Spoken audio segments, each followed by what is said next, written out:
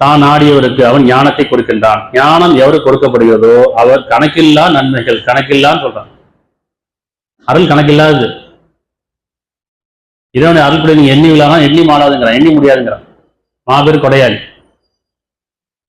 செஞ்சிருக்கோமா? இந்த பகல் இருக்கு, இந்த பகல் எத்தனை பேர் வாழ முடியும்?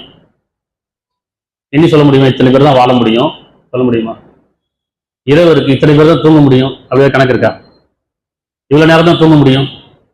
பகல் இவ்வளவு பேர் தான் உழைக்க முடியும், இத்தனை பேர் தான் உழைக்க முடியும், கணக்கு இருக்கா?